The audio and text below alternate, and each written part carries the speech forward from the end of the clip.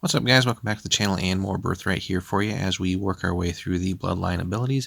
Today we're going to take a look at Divine Aura, which has a pretty cool effect, and this has a major and great version. Now, interestingly, everyone can have this except if your Bloodline derives from Brenna. Not 100% sure why they put that in there, but nonetheless, if you do have a Brenna Bloodline, sorry about you. Anyway, let's take a look here.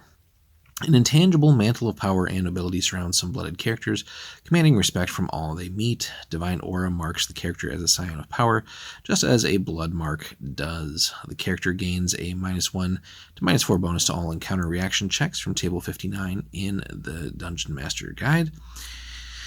So, again, some of the major players that we've looked at when we looked at the different domains, I think there's a few Divine Auras here and there in some of those major characters that we've looked at. Now, keep in mind, this can also be an ability from those who do follow Azrai. So some of the, I think, higher end Anshe do have access to that particular blood ability here.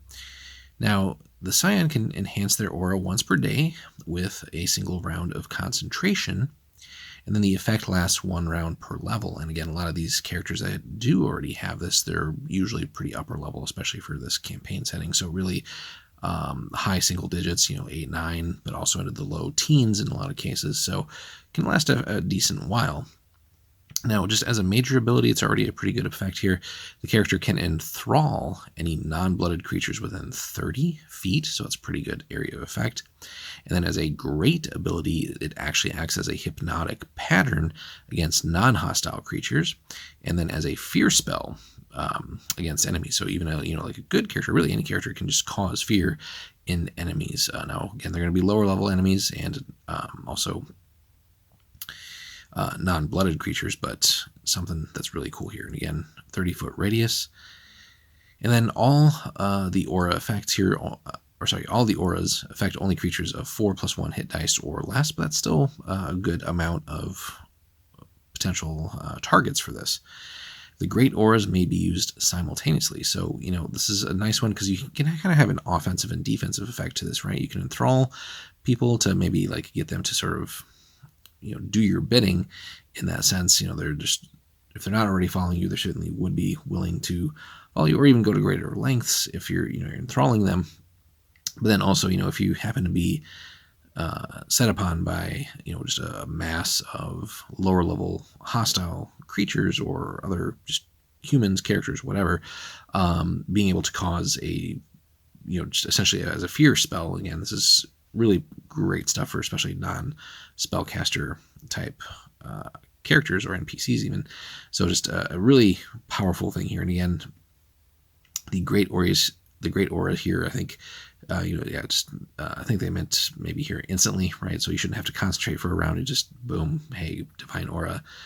So really interesting and very potentially useful bloodline ability here, with a lot of just maybe creative ways to get that into effect, and just something that could be, again, sort of an unexpected thing that character can sort of save as a ace in the hole if, again, some of these situations do arise.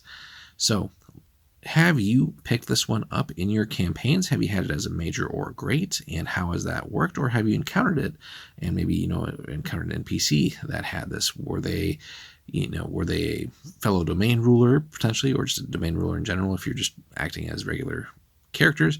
Did you encounter an Anshe, or they're just big bad, end boss or creature that maybe have or had access to this in some way, shape, or form? So let us know in the comments, guys, your interactions, if at all, with Divine Aura, and how you would think about potentially using this for your characters.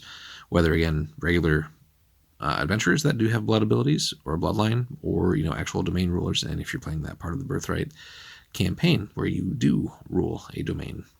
So leave us the comments there, guys. Like and subscribe, and we'll have more for you guys next time as we work our way through the blood abilities. And we'll be starting a few new series soon, so be on the lookout for that as we look at the deities, the actual game itself, so how to really set up and run a domain and take domain actions, but then also as part of that, another fun component of the setting and really sort of the third leg between running a domain, being a character and doing the typical D&D adventuring things, and then also fighting large battles and how that works in Birthright. So stay tuned and we'll have more soon. Take care.